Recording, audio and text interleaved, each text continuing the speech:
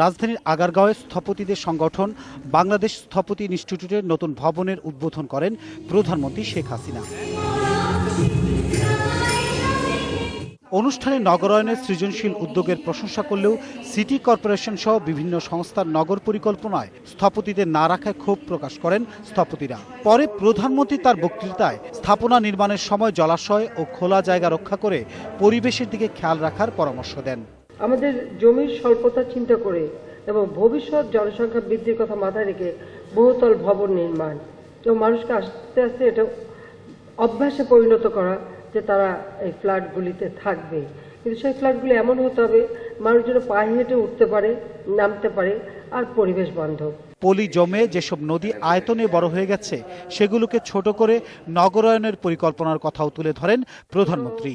25 kilometre কোথাও 35 kilometre চওড়া নদী, এত চওড়া নদীতে আমি কি করবো?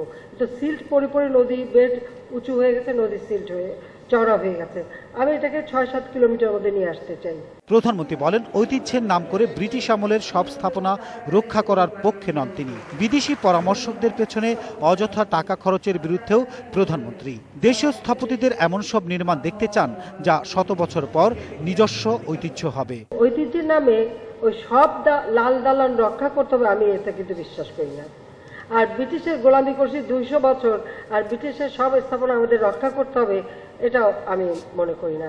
হয়তো সিম্বলিক আমরা 2-4টে রাখতে পারি, বাকি ওগুলি ভেঙে ভুঙে আমাদের কিন্তু নতুনভাবে নতুন স্থাপনা হবে। হাসপাতালের বর্জ্য ব্যবস্থাপনায় বিশেষ ব্যবস্থার প্রতি সতর্ক থাকার পরামর্শ দেন প্রধানমন্ত্রী। এছাড়া সব ফ্ল্যাট বাসায় শীতাতপ নিয়ন্ত্রণের বদলে বায়ু চলাচলেরও বিশেষ ব্যবস্থা চান শেখ হাসিনা। সেই নদীটার যেন ভবিষ্যতে দূষণ না হয়, এখন থেকে সে প্ল্যান।